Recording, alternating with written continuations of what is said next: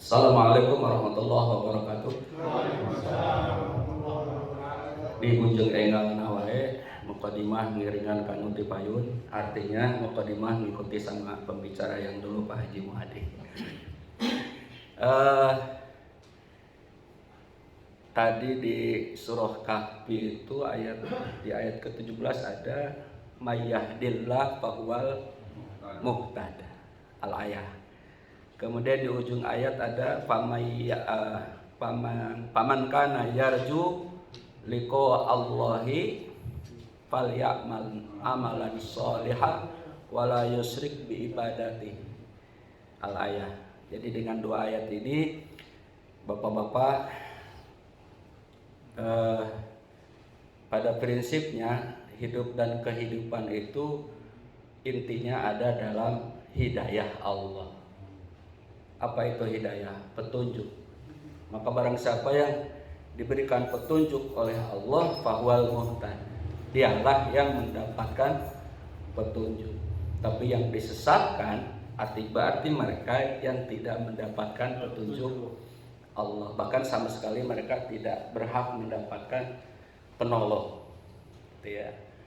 Kemudian barang siapa yang ingin berjumpa dengan Allah, kapan? Kapan? Saat kita nanti. Ya. Sekarang tandanya sudah banyak yang meninggal tuh per hari. Kalau dulu kita pengumuman itu jarang-jarang ya Pak Haji Iswali ya. Sekarang ini kalau kita dengar Masjid Jami Sono di Al-Hikmah, Asakirin, Al-Huda, itu hampir ya bukan lagi 2 tahunan. Nah, itu satu pertanda bahwa kita pun akan seperti itu. Satu saat diumumkan orang. Nah, kalau ingin berjumpa dengan Allah, diterima oleh Allah, dalam rahmat Allah, maka jangan sekali-kali menyekutukan Allah Subhanahu wa taala. Berkaitan dengan tahun baru sama dengan Pak Haji Muhadi. Karena tahun baru Islam juga bid'ah. Tahun baru Masehi juga bid'ah. Bid'ah itu apa? Tidak pernah ada di zaman Nabi. Bahkan tidak hanya tahun, Quran aja kan belum ditulis saat itu. Jadi ada di kepalanya para sahabat aja, artinya dihafal. Jauh setelah Rasulullah wafat, ketika Sayyidina Umar menjadi khalifah, disitulah pada orang-orang pada takon itu apa ya? Bertanya, gimana di akhir zaman kalau Quran ini tidak dibukukan, maka umat Nabi nanti tidak tahu Quran. Maka ditulis, dikumpulkan, ada yang di pelepah korma, ada yang di batu, ada yang di daun. Jadi dulu tuh suhutnya tuh bukan kertas. Kita tidak bisa membayangkan, dan dikumpulkan di adanya Umar, Siti Hafsah. Seberapa banyaknya itu tumpukan batu sama pelepah korma saat itu. Gak usah dibayangkan, capek. Nah, capek. Bahkan dicetak di Jerman malah pertama kali. Itu jauh setelah para khulafaur rasyidin wafat itu. Jadi pembukuan Quran juga bid'ah. Fathah, kasroh, domah bid'ah. Tanda mati bid'ah. Tasdid bid'ah. Dulu nggak ada. Ilmu tajwid bid'ah, ilmu fikih bid'ah, ilmu tafsir bid'ah. Bid'ah sama dengan speaker ini Pak. Bid'ah. Ke haji naik onta. Nah, tahun baru Masehi, baik tahun baru Hijriah, maksud saya itu dua-duanya hal yang baru. Hal yang baru. Sama di zaman Khalifah juga, Khalifah Umar. Ada orang ngirim surat, tapi kemudian nggak tahu kapan itu surat ditandanya, gitu, dicap, ditanda, ditanggalin. Maka dari situ juga kan prosesnya. Jadi Umar bin Khattab ini adalah pencetak awal manajemen surat menyurat perkantoran, itu Umar bin Khattab. Ini juga hal baru. Jadi bid'ah itu kalau mau konsekuen dengan kullu bid'atin dolalah, semua bid'ah itu sesat. Orang kantor nggak usah pakai manajemen, Pak guru ngajar nggak usah pakai itu apa? FCMC, SKS, segala macam. Itu Umar yang memperkasa itu. Beda. Tah. Oleh karena itu di Ahlus Sunnah wal Jamaah tidak semua bidah sesat. Oleh karena itu Imam Syafi'i membagi bidah itu sampai kepada 5 macam bidah. Ada yang wajib, ada yang haram, ada yang sunnah, ada yang makruh. Jadi disamakan dengan ahkamus syariah kepada hukum agama. Gitu ya. Yang haram, sholat subuh 12 rakaat, jelas haram. Iya haram. Kalau kunut itu bukan masalah bid'ah sesat kunut. Yang kunut sholat subuh benar, yang enggak kunut benar. Dua-duanya ada hadis. Cuma kelompok itu masing-masing kadang-kadang suka memperkuat kelompoknya, bukan kepentingan untuk umat. Iya. Sama dengan sholat rawatib, Pak.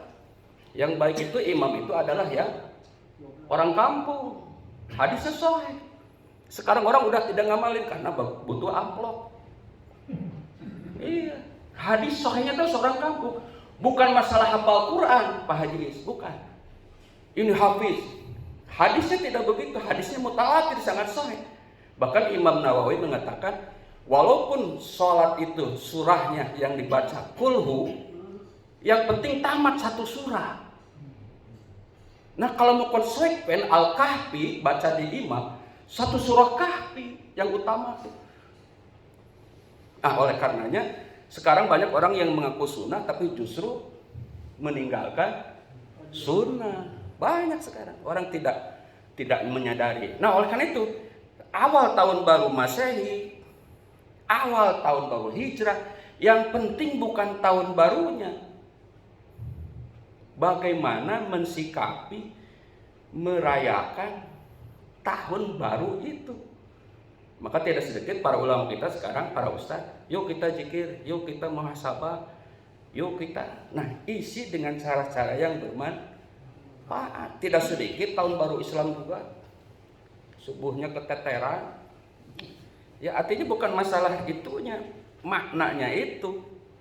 Oleh karena itu perayaan tahun baru Hijriah juga beda, ini juga beda. Tapi kalau dilaksanakan dengan cara yang baik, misalnya muhasabah, santunan atau apa, maka itu menjadi baik. Oleh karenanya di zaman ayeuna ribuh, jangan, karena orang banyak ngadap orang pinter sekarang ini. Iya. Padahal orang yang betul-betul memahami agama tidak seperti itu. Oleh karenanya bapak-bapak di majelis zikir ini alhamdulillah tong toyo doa dina yasin leras, baca kahfi mohon, baca lagi apa itu mohon, sehingga orang tidak menjadi buah cibiran kita. Tuh tukang yasinan datang tuh paling nyari berkat gitu kan itu. Kita nggak ada istilah itu sekarang, kahfi hai, bakoroh hai. Ayo. Yang penting bukan masalah tamatnya, betul 40 misal atau berapa, kayak tadi contoh itu bagus. Supaya kita tidak menjadi buah cibiran. Dan sebetulnya yasin juga tidak apa-apa menurut kita. Gitu. Oleh karena itu ini hal yang sudah benar. Ada nggak di zaman Nabi kayak gini? Ya nggak ada juga. Kayak gini tuh nggak ada.